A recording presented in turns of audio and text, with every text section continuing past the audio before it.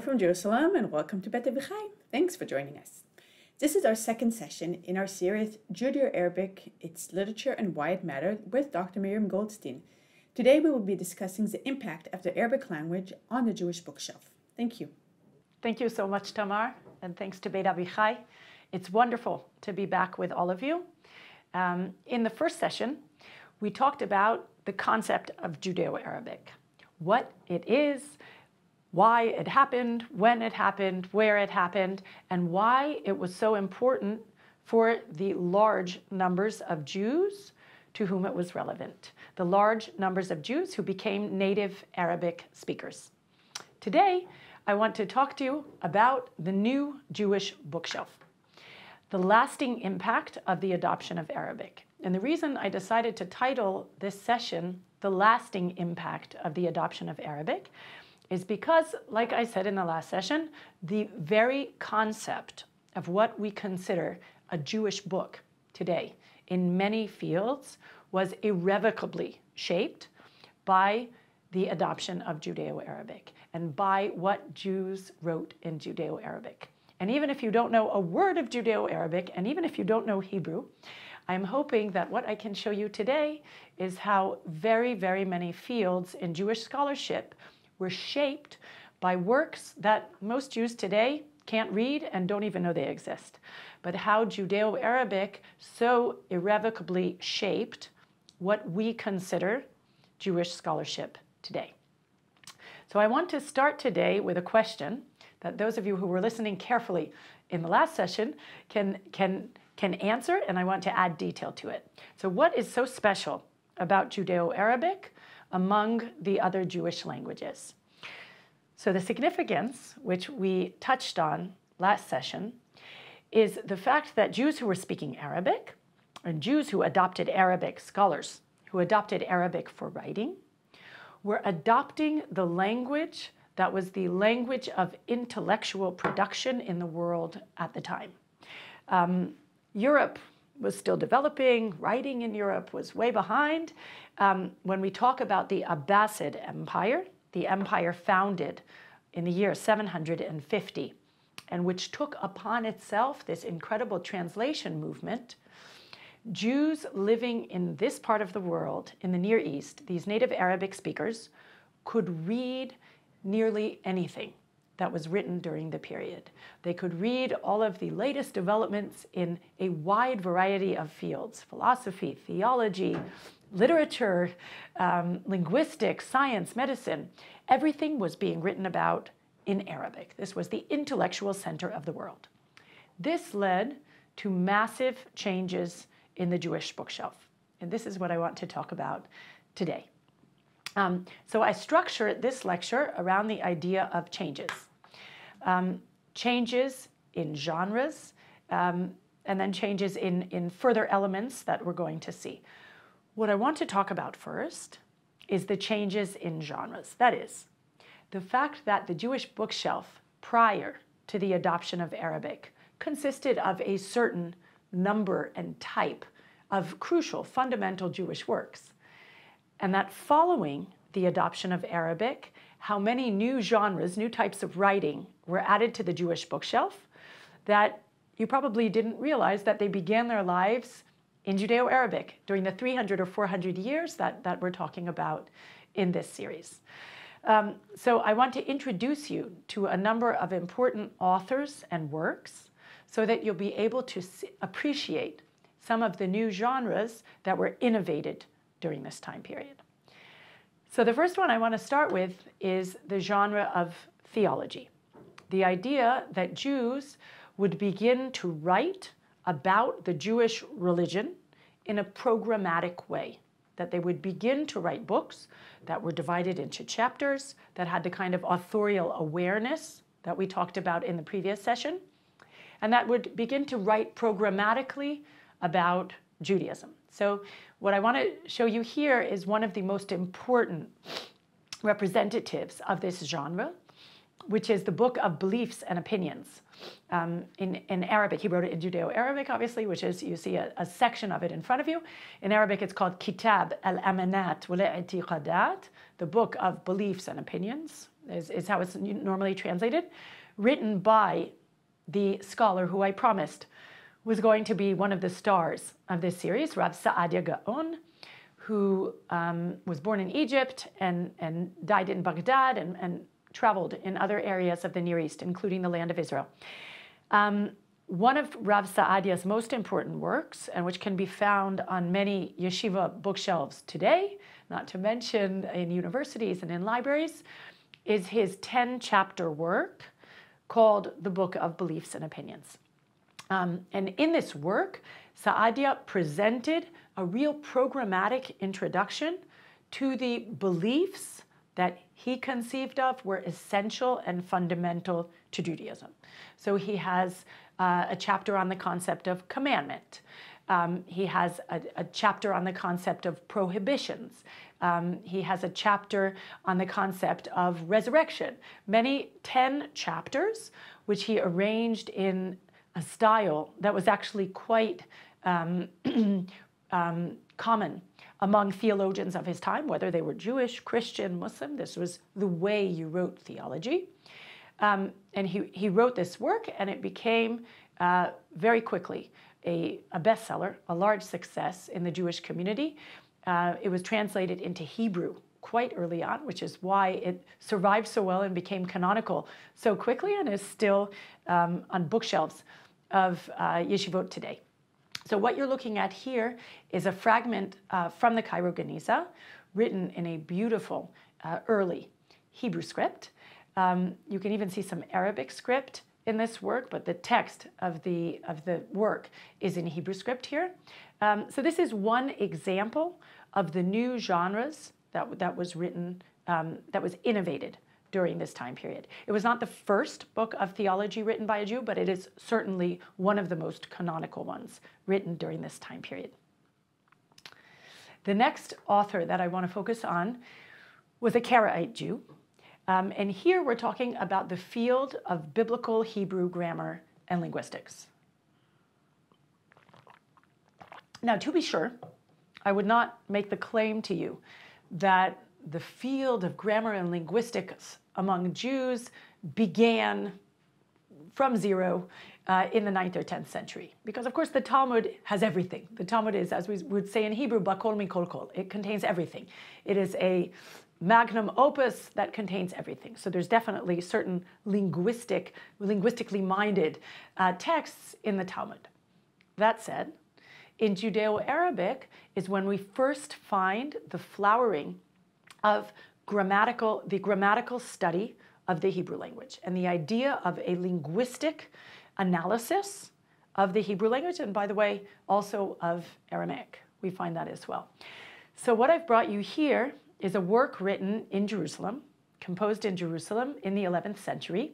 There was a very prolific and important community of Karaite Jews living in Jerusalem in the 10th and 11th centuries, not far from where I am speaking to you in Beit Avichai, and I'm going to show you some pictures of the area in which they lived a little bit later on in this session. But in any case, we're looking at a work called The Comprehensive Book on the Foundations of the Hebrew Language. In Arabic, we call it Al-Kitab Al-Mushtamil, the Comprehensive Book, by a linguist, a very important linguist and Bible exegete, a very important scholar of the Jerusalem Karaite community who lived probably around the turn of the 11th century and into the 11th century. His name is Abu al-Faraj Harun. In Hebrew, he's often called Aharon ben Yeshua. Harun is the Arabic version of Aharon. Abu al-Faraj Harun was a very, very well-read linguist and a very creative linguist. So what he did was he was a very central figure in the growing field of the analysis of biblical Hebrew. And this is really the first treatises that we have from this time period. Saadia Gaon, who we talked about in the previous slide, also wrote a treatise on biblical Hebrew. But Abu Faraj Harun devoted himself to writing two large works devoted to the grammar of biblical Hebrew. So one of them you're looking at now. This is the very long one. It consisted of 8 volumes. Al-Kitab al-Mushtamil. And as you can see, this copying is written in Hebrew script. It's Arabic in Hebrew script.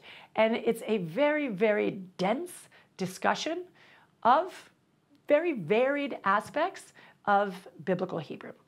So Abu Faraj Harun wrote this. Abu Faraj Harun, by the way, did not limit himself to biblical Hebrew. In his works, he also talks about very broad questions of linguistics. He was clearly extremely well-read.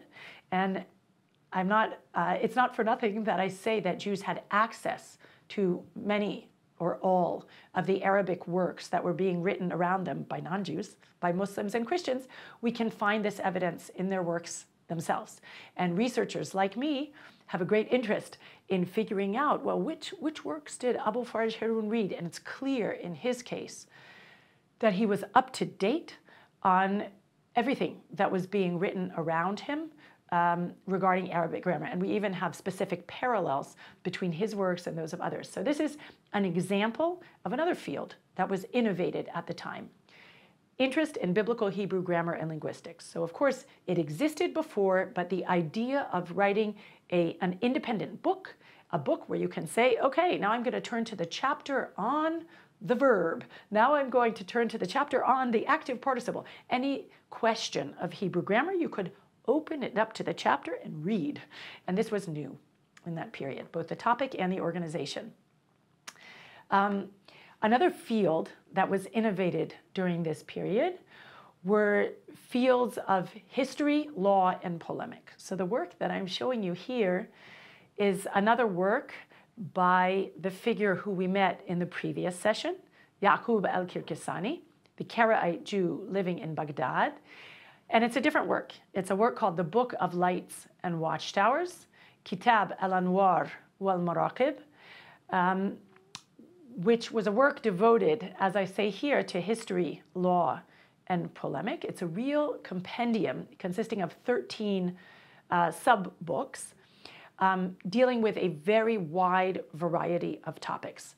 And it was sort of a catch-all for Karaites of the 10th century, where, first of all, Yaqub al-Kirkisani codifies Karaite law in this book. It's a very important book then for the Karaite community, and even today, for today's Karaite community, which still survives, albeit not in the numbers, apparently, that they existed in the medieval period. In the medieval period, the Karaites were a significant portion of the Jewish population. Al-Kirkisani, when he writes this book in the early 10th century, also discusses history. So he talks about the history of the Jewish religion, the development of the Jewish religion, very, very fascinating discussions which are used by historians and other people interested in Jewish history from the period preceding Al-Kirkisani and his period. And of course, polemic. And I myself am very interested in the polemical aspects of this book. Al-Kirkisani polemicizes, he dares to polemicize against Islam. Islam is the ruling religion. It was no small step for a member of a non-Muslim religion, a Jew or a Christian, to write criticizing Islam, and Al-Kirkisani does so. And he also polemicizes against Christianity in this book. He also polemicizes against Rabbinite Judaism. He's a Karaite Jew. But in any case, this was a real catch-all compendium, and this was a book of a type that was innovated in this period. It's really a very sui generis creation by this very creative Karaite scholar, Yaqub al-Kirkisani. And this is, again, a Cairo Geniza fragment preserved in Cambridge. Another type of genre which was innovated during this period is this commentary on Genesis. And I brought it as an example. I could have brought commentaries on Genesis by any one of a number of scholars during this period in Judeo-Arabic. This one was written by Yefet ben Eli, who was a Karaite scholar also living in the prolific Jerusalem community that I mentioned. And the idea here, what's new here, is of course not the idea of commenting on the Bible, because of course the Bible is our central Jewish text. If you consider Midrash a commentary on the Bible, then we have commentaries on the Bible from as early as the 2nd century.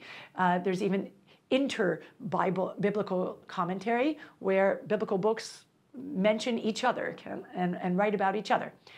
what was new and what is new in the manuscript you see in front of you in Judeo-Arabic is the idea that a single author would sit down and comment on the Bible from A to Z, mi-aleph ve'ad taf, a full commentary on the Bible, verse by verse, word by word.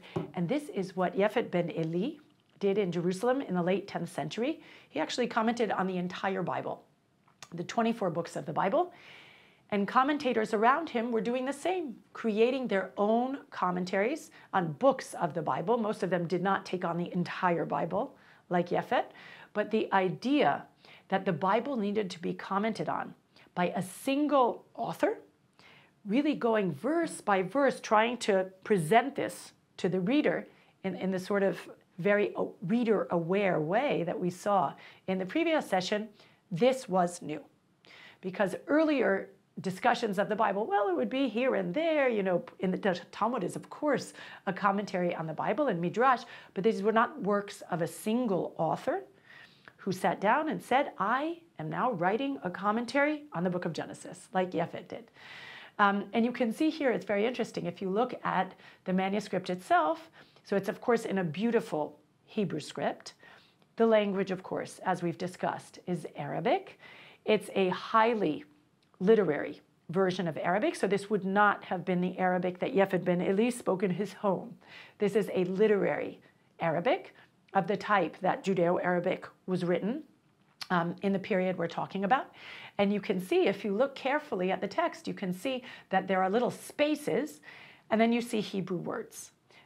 So I'll reveal to you that this is what I chose for you. I could have chosen almost any page because there's a wonderful collection of manuscripts, which we're going to talk about a little later on in this session, which is available to all of us in digitized format in the National Library of Israel website, thanks to the work of a lot of scholars and staff of the National Library here in Jerusalem. But if you look and you see the little spaces, you can find the Hebrew words that are relevant. We are talking about Parashat Toldot, Genesis 27. So for those of you who want to try to find the Hebrew words that are being commented on, they have little spaces around them. You can see that this is Yefet's commentary on Parashat Toldot, Genesis 27. And what he does is he brings a small snippet of the biblical text and then proceeds to discuss it at length in Arabic. And of course, in the next session, we're going to devote ourselves to Bible commentary in particular. So we'll talk a lot more about what Yefet and his comrades in Jerusalem were doing. Now I want to talk about the difference in the Jewish bookshelf prior to the adoption of Arabic and the Jewish bookshelf after. So until now, you've seen a few slides. I brought you a few manuscripts of the type that researchers like me have the pleasure of dealing with every day. But that was sort of just tastes of the different genres that were created. Now I want to really show you what the difference is in the Jewish bookshelf prior to the adoption of Arabic, and I've chosen 500 of the Common Era as just a sort of bullet point. And then I'm going to choose 1,000 of the Common Era, well into the adoption of Judeo-Arabic and well into the prolific production that I work with every day in Judeo-Arabic. So prior, in the year 500, what would the Jew have had on his or her proverbial bookshelf? So they would have had the Tanakh, the Bible. They would have had the Talmud. Of course, the Talmud was not exactly written down at this time, so they might not have had it physically there, but certainly the Talmud was in Jewish heads. The Talmud had been memorized, the Talmud was being transmitted, very important work for Jews. There were collections of Midrash. So from the early collections created starting in the 2nd century, and Midrash, of course, creation continues well into the medieval period. But if I put a bullet point at 500 of the Common Era, we have significant collections of Midrash that have been created. We have mystical literature of various types, Sifrut HaHechalot, what it's called in Hebrew. We have the beginnings of early Hebrew poetry. So what we call liturgical poetry is beginning to be created around this time. And then we have, of course, the Dead Sea Scrolls material, which is a bit sui generis. It's not part of sort of the center of Jewish creation, but it's very, very important to mention. Scriptural works, parascriptural works. This is the Jewish bookshelf. This is what the Jew, obviously we're talking about a period in which you can't go out to the bookstore and buy a book so easily. Books were copied by hand, and they didn't always survive. But theoretically speaking, this is sort of what Jews had. Now let's move to 1000. And if you remember the dates that we talked about in the previous session, the Islamic Empire, well established by the end of the 7th century, the Abbasid Empire, founded in the year 750, the gradual spread of Arabic. And I hope I convinced you in the previous session with the two texts we looked at, the two Geonim, Rav Natronai and Rav Saadia, that this transition had occurred. So by 1000 CE, we have most Jews in the world as native Arabic speakers. The Jew who is interested in scholarly material is going to be reading it, most likely in Arabic. If that Jew is conversant in Hebrew, there are things he can read in Hebrew. But a scholar during this period who sits down to write a work and wants to reach a broad audience, as broad as possible, he is going to write in Judeo-Arabic, and this is really what happened. So we have all of the above. Obviously, we don't throw out the past, God forbid, plus systematic Bible commentaries of the type that I showed you, and Yefet Ben Eli was one example. There are many. Grammars of Biblical Hebrew, as you saw. Dictionaries of Biblical Hebrew. The first dictionaries were being written in Arabic in previous centuries, and Jews also took up the challenge and wrote dictionaries of Biblical Hebrew. So Biblical Hebrew words with explanations in Arabic. Systematically organized legal works. So whereas the Talmud is a compendium that moves around, it's convoluted, you might not understand where to find any particular topic. You'd have to look in a lot of different tractates of the Talmud. In Judeo-Arabic, authors begin to write works devoted to particular legal issues. Books about how to buy something, books about how to get married, books about how to get divorced. All of these are legal compendia, legal monographs, written for the Jew, who is, of course, at this time living a halachic lifestyle. We're talking about a religious age in which Jewish law is of supreme importance. So now, instead of going to the Talmud and having to sort of derive the law from many different places, in Judeo-Arabic, the law is being presented in organized works written in chapters by particular authors who want to organize the material in particular ways so as to make it more accessible. So this begins actually in Aramaic, slightly before the time of Judeo-Arabic, but it really takes off in Judeo-Arabic. This is a very important period for the compiling of Jewish law. Theological works, like Rav Saadia's that I showed you in the slide, works that talk about what a Jew should believe, what is Judaism. So many of you may be familiar with the works of Moses Maimonides. He was certainly a continuer of this tradition. And I showed you the very important work by Rav Saadia Gaon. And there are more.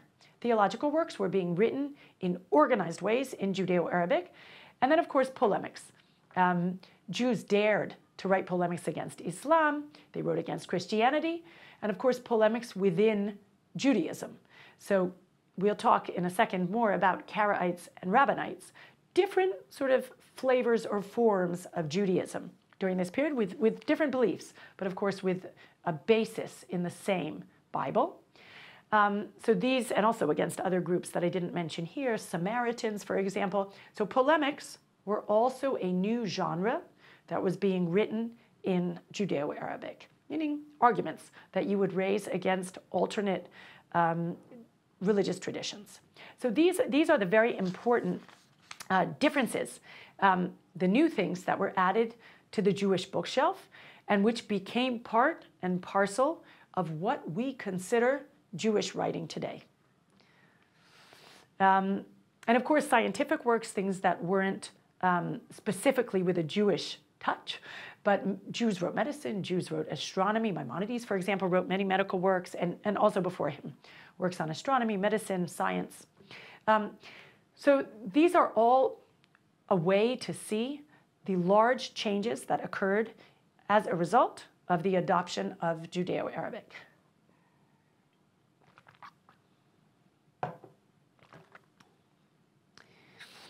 The next thing that I want to talk about, besides these changes in genre, which was the first part of our discussion today, is innovations in style.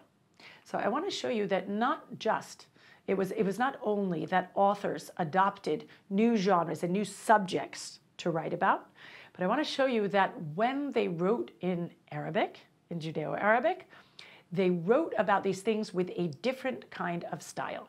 That if we look at these works, starting around the end of the 9th century and for about 300 or 400 years of the important period of writing in Judeo-Arabic, we see new styles, and that's what I want to show you next. So you remember our discussion earlier in the previous session when we looked at the authorial introduction of Yaqub al-Kirkasani, the Karaite Jew, the Karaite, you saw now that he's also a theologian, but he was an exegete also, living in Baghdad in the 10th century.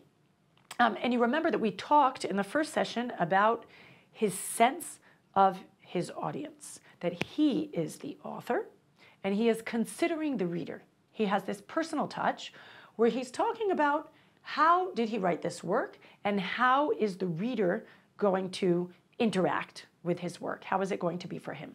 So I want to show you, I bring this text again, which we looked at in the first session, to be able to summarize the difference here in the way the author conceives of what he's doing. So we see that he's the author, he's thinking about his audience, he's describing what he's doing. I had discussed rational and philosophical issues at such length. He describes, well, I looked at my work, and this is what I did. He has a fear that people will be upset about the way he's written it. He hasn't made it user-friendly enough.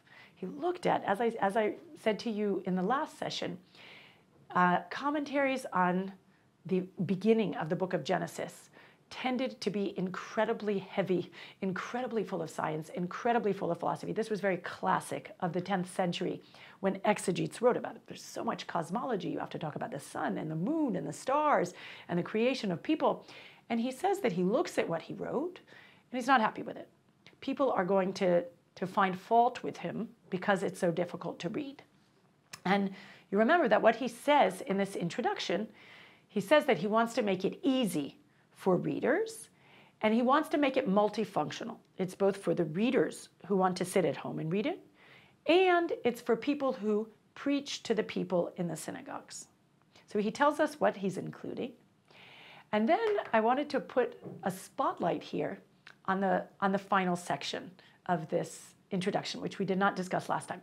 So therefore, anyone who wishes to acquaint himself with them, with the principles that he left out in the abbreviated version, as well as to know all of the rational matters and answers to the literary questions that I have omitted, can see them there in the original long version. And what I wanted to emphasize to you this time is when we think about the style in which authors were writing, we should not assume that they were not being sophisticated in the way they discussed their earlier works. And they didn't have the PR apparatuses that we have today, but they were very aware of the need to publicize in between their works. And when a medieval author writes about the fact that, well, there's a long version and this is the short version, do not think that he is being naive or unsophisticated. He is in a very sophisticated way reminding his readers that there's a long version and the readers could go see that one too. So it's not only that the author was aware of himself as an author and aware of his reader as present in the picture and requiring a user-friendly composition, he's also doing a certain amount of self-promotion. And we see authors doing this more or less, but it's very important to remember that what goes in the 21st century also went in the 10th and 11th centuries, and that authors were certainly self-promoting. Now, the final important thing to say about authorial introductions is that the model of authorial introduction that you see here and that you saw earlier in the previous session when I quoted from Rav Saadia's introduction to his Torah translation, this set the way that authors in the future would write introductions in the Jewish sphere. And there is a very, very important continuum, which we will not be able to include in our sessions in this series, but a very important continuum when you move from the 300 or 400 years of production in Judeo-Arabic into Hebrew. Because you may be asking yourselves, those of you who are familiar with medieval Jewish works in Hebrew, you may be asking yourself, wait a minute, I don't know these Judeo-Arabic works, I know these Hebrew works. There's a very, very important period, 11th, 12th, 13th centuries, in which very gradually the scepter of Jewish scholarship moves westward to Europe from the eastern areas that I'm talking about in this series, Baghdad, Jerusalem, Egypt. And along with it, the language of composition gradually changes from being an understood Judeo-Arabic, meaning a Judeo-Arabic that this was the lingua franca of Jews, and gradually scholars begin to write in Hebrew because Hebrew becomes the lingua franca because communities are rising in Europe who don't understand Judeo-Arabic. This begins to happen in the 12th and 13th centuries. We don't have time in our series, in our three-part series, to talk about it, but it's fascinating. And specifically in the realm of introductions, this is very clear. So those of you who want to open up Hebrew works that you might have on your shelves or in public libraries or in university libraries and have a look at the introduction. And you'll see that the way that Ya'qub al-Kirkasani and Saadia are writing in the Judeo-Arabic introductions that I've shown you here are very similar. And they are, in fact, the precursors of what you see in the classic Hebrew introduction of medieval Hebrew writing. So this is important. Works written in Spain, works written in France, these were very, very much shaped by the way the authorial introduction existed in Judeo-Arabic.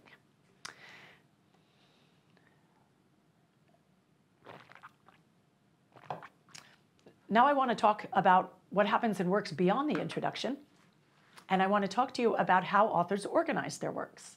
So when we talk about style, style is also apparent on a macroscopic level. And authors not only included authorial introductions, but they also began to divide their works into chapters. Now, this is something that you would not have found across the board or in such a major way in Jewish literature prior to the adoption of Arabic. If you want to go to your local shul or your local library and pick up a work of Midrash, Midrash is now numbered in chapters and stuff like that because modern editions did so. In the medieval period, Midrash was not numbered, Midrash was not divided into chapters. It was sort of loosely based on the way the Bible flows. Works in Judeo-Arabic in the late 9th century and into the 10th century and onward were not only conceived of as the work of an author, the author organized his work in the way that we would organize a book today. So you're looking right now at the work that I mentioned earlier, the Book of Lights and Watchtowers, Kitab al-Anwar, of Ya'qub al-Kirkasani, another star of our series, the Karaite, the Baghdadi Karaite scholar. And you see on the right, the edition that was published in the 1940s by the very important scholar, Leon Nimoy, who had come from Russia and lived in various places on the east coast of the US and did a very important service to me and to many other researchers by creating an edition of al-Kirkasani's Kitab al-Anwar, his Book of Lights. And what you can see here, I'm going to translate for you, is a list, chapter by chapter, numbered, the 13 books of Kitab al-Anwar, of this Book of Lights, and each one is devoted to a different topic. And it's very clear when we read al-Kirkasani's work that the work was completely organized in his head. He also has references, and this is completely common. This is in no way unique to Ya'qub al-Kirkasani. References in between like I said to you in the fourth maqala. Maqala is the way he calls the books, different sub-books of the work.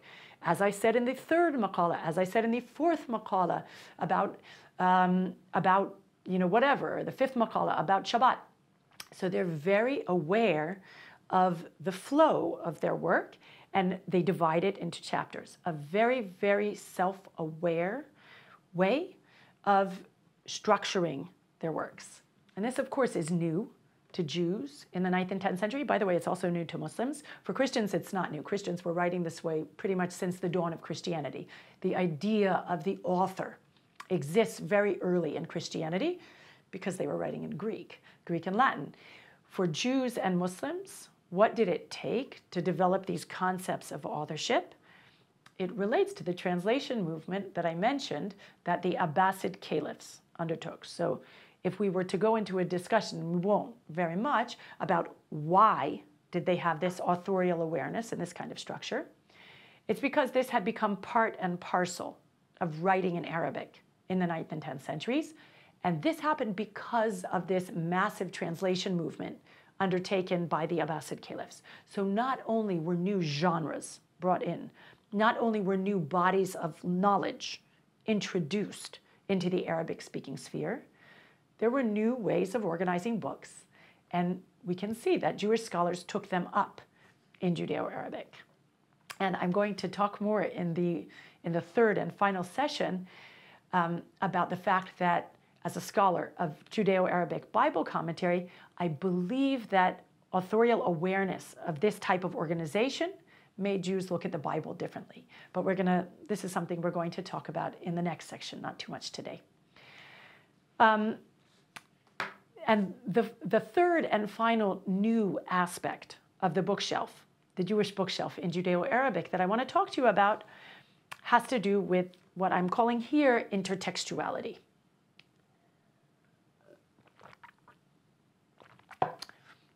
So what do I mean by intertextuality? It can mean a lot of things. What I want to show you here is that the very broad and varied reading of Jewish scholars during this period meant that the content of their books was very new and different.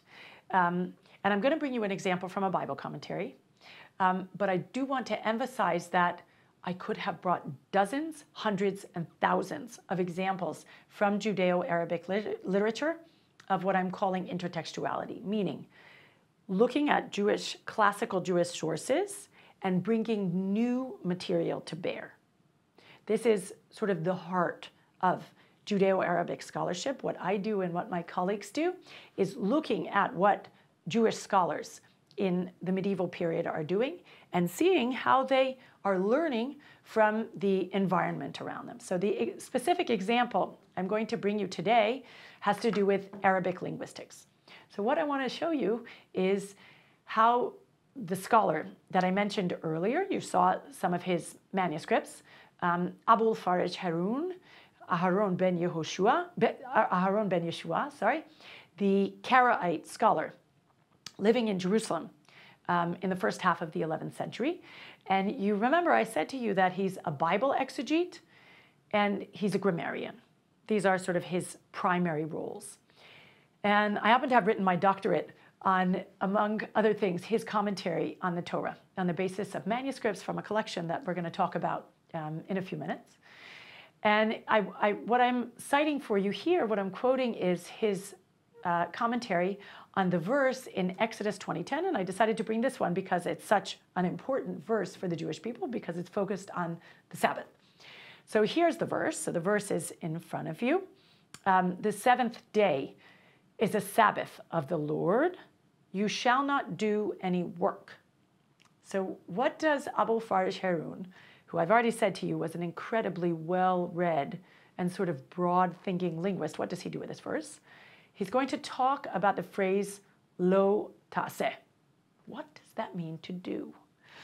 And he's going to talk about it in a way that I'm going to claim is new and unique in his period. So here's what he says. And this is my translation from Judeo-Arabic, from a manuscript preserved in the collections of the Russian National Library, which is an incredible trove of Judeo-Arabic manuscripts that I will explain more about in a second. The important for us now is this text. The phrase "you shall not do," lo ta'aseh, is a prohibition against action. And the doer of an action may do so directly or by means of an event that is the result of his action. This is the literal sense of the doer. So what does it mean to do?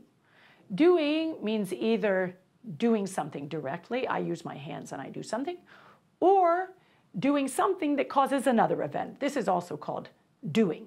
I sort of create a situation where something else happens. The figurative, this is the literal sense of the doer. And when Abu Farj Harun talks about the literal sense, he's using the Arabic word haqiqa. Haqiqa, in Arabic, it literally means reality or truth, but it's used in linguistic discussions of the period, not just among Jews, to discuss literal versus figurative. Okay, so he's saying, in this ancient text, this ancient biblical text from the book of Exodus, he is bringing to bear contemporaneous Arabic linguistics that he's read in Arabic in non-Jewish Arabic linguistic texts. He says this is the literal sense of the doer. Literally what you mean is something you did. Now what's the figurative meaning? And he uses the Arabic term majaz. So normally haqiqa and majaz, so he's using two terms that when I read them in Arabic, I say bingo, he's putting himself in the field of general Arabic linguistics to talk about the biblical text. So the figurative and most common meaning, he says it's the most common, is ordering someone else to act. You might not agree with this, by the way. You might not agree it's the most common. He says it in a variety of contexts. For example, the king fashioned an ivory throne in the book of Kings. So obviously, the king himself is not using the difficult tools in order to fashion his ivory throne. He's commanding someone else to do it. So what Abu Farj Harun explains to us is, this is the figurative meaning of to do, la'asot.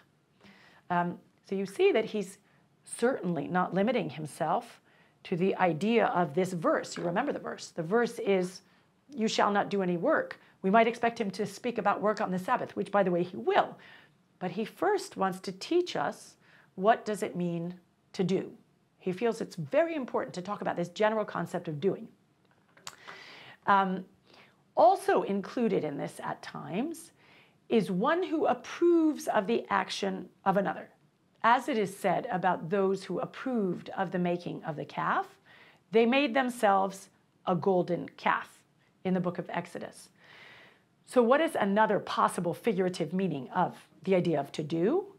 It's not that you ordered someone to do it, but that you approved of the action of another, because, of course, in the story of the golden calf, Aaron is the one who officially made the golden calf, but Moses says about the children of Israel, they made themselves a golden calf. And why is it called they made themselves, asulahem, they made themselves a golden calf?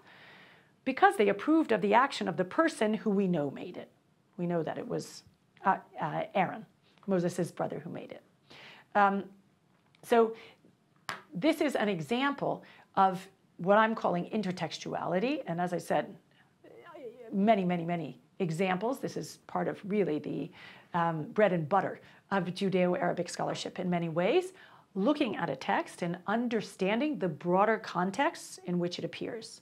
The additional scholarship that is part of what is the creation of this text. Abu Farj Harun, he's sitting in Jerusalem.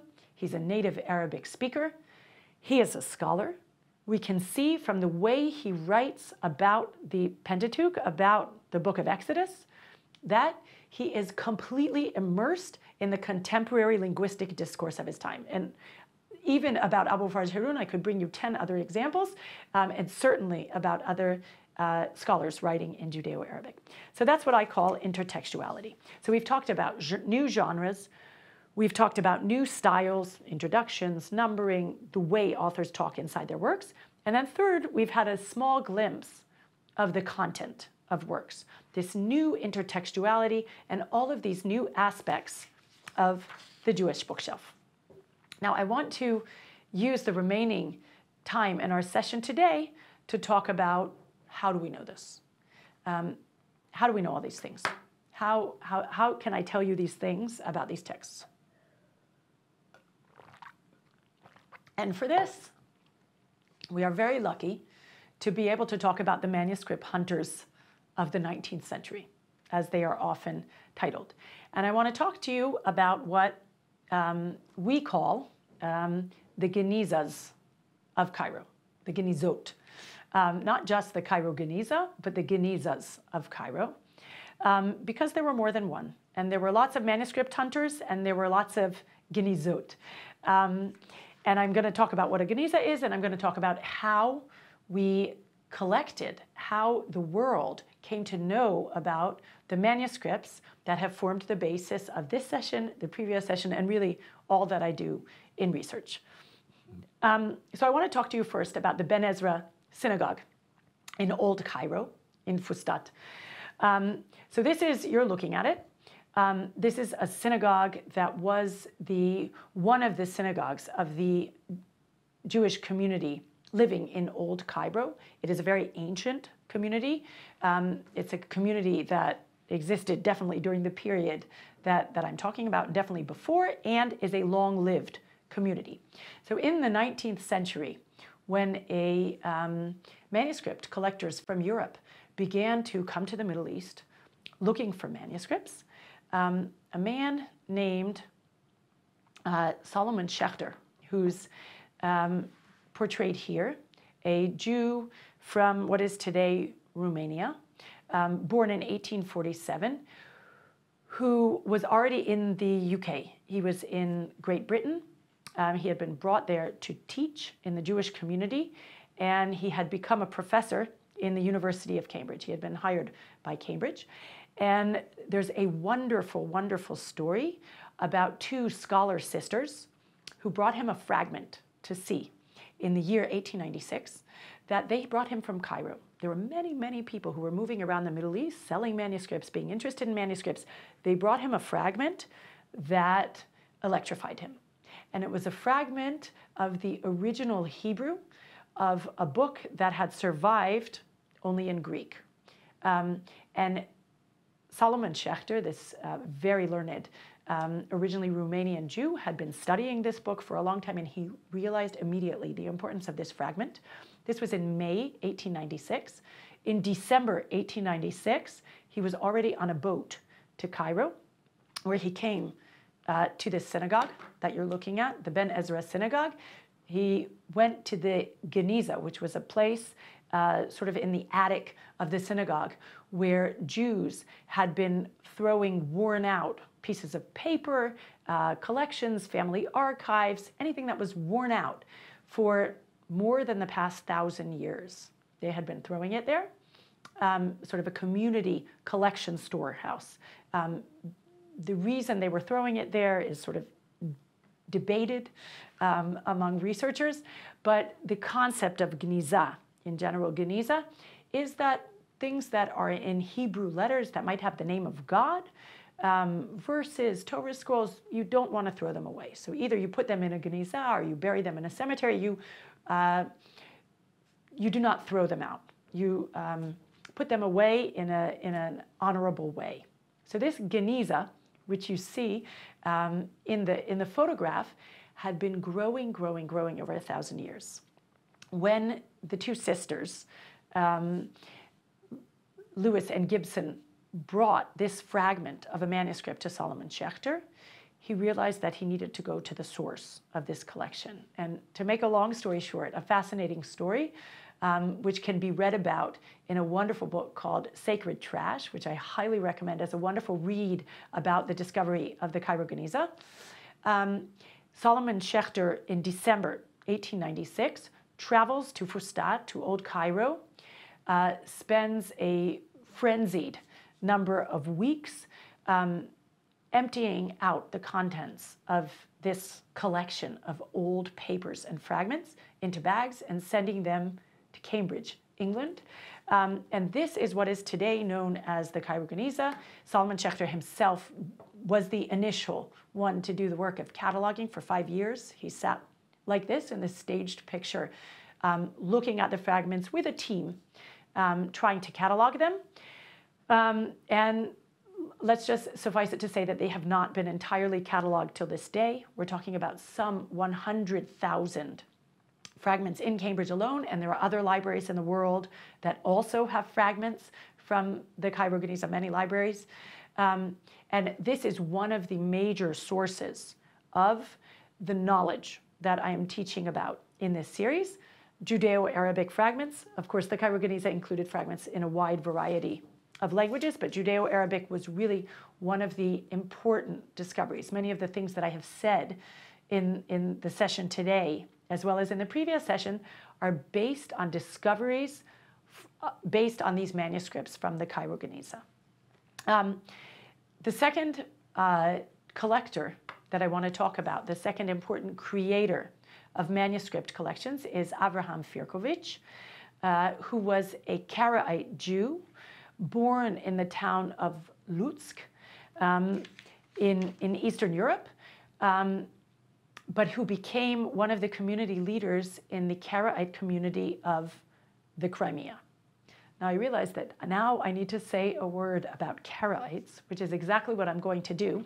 For now, you're looking at Firkovich as a manuscript collector from the 19th century, but I need to explain what are Karaites. So first of all, this was Firkovich's hometown, or not hometown, but his home community of the Crimea, where he became a leader. Firkovich was part of the Russian Empire, and he was sent on discovery missions on behalf of the Tsar in order to collect manuscripts related to the Jewish community. Initially, he traveled only in the Russian Empire, the Crimea, the Caucasus, visiting Jewish communities and collecting their antiquities. However, as it became clear during the 19th century that there were very important manuscripts to be found in the Middle East, Firkovich began to make trips in the Middle East. And this is what brings me to talk about the importance of the Middle Eastern origins of the Karaites. So I'm going to say a few words about the Karaites in order to illuminate the importance of this manuscript collecting mission of Abraham Firkovich. So you're looking right now at a Siddur, a prayer book, of the Karaite community that was used in the Karaite community in Egypt. You can see it says Siddur Tefillah on the top. Also in the middle it says HaYisraelim HaKaraim. And I want to talk about the origins of Karaism. So now we have to go back a little bit to the history that I began to talk about in the first session.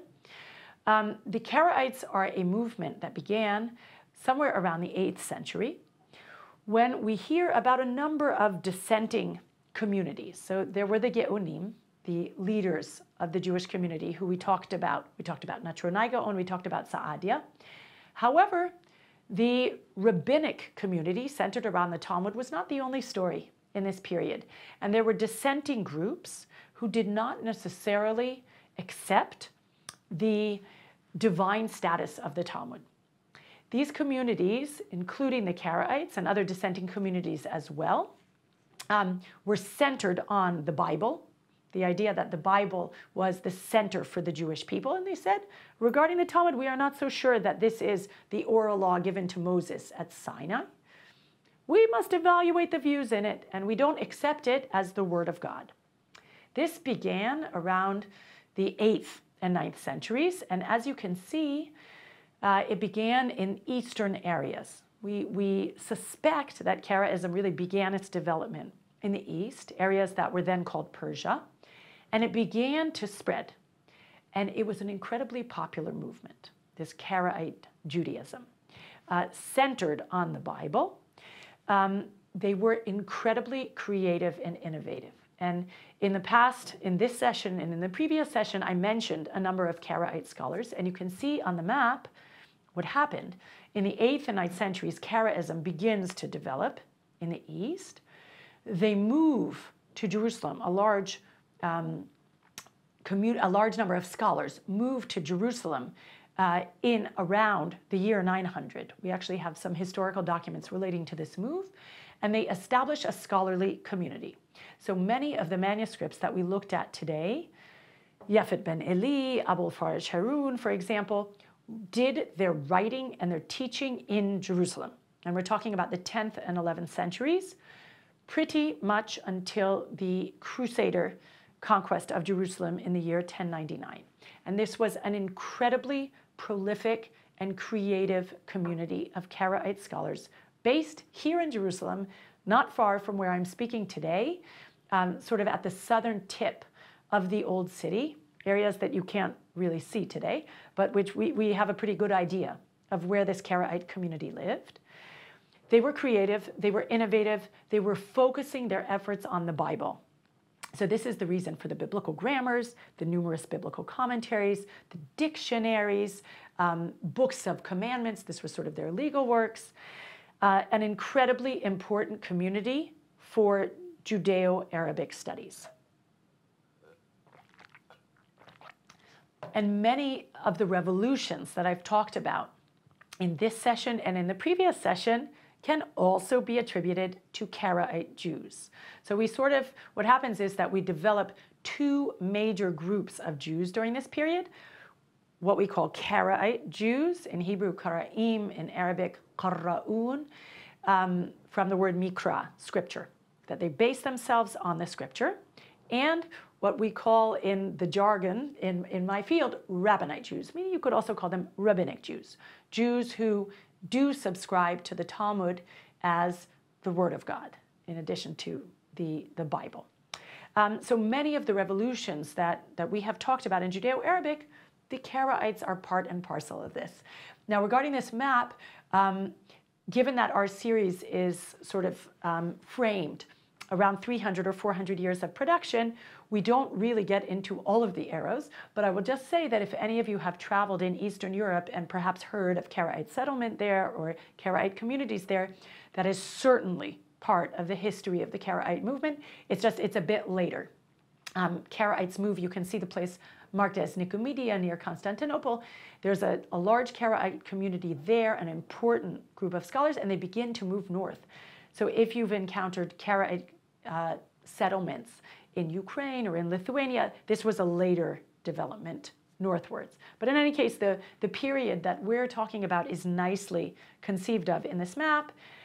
And any of you who visit Jerusalem can actually see the cemetery that served the Karaite community during the Ottoman period. Because the period that I research and that we're talking about in this series, the Jerusalem period, the Jerusalem Karaite community, they were highly, highly active in the 10th and 11th centuries,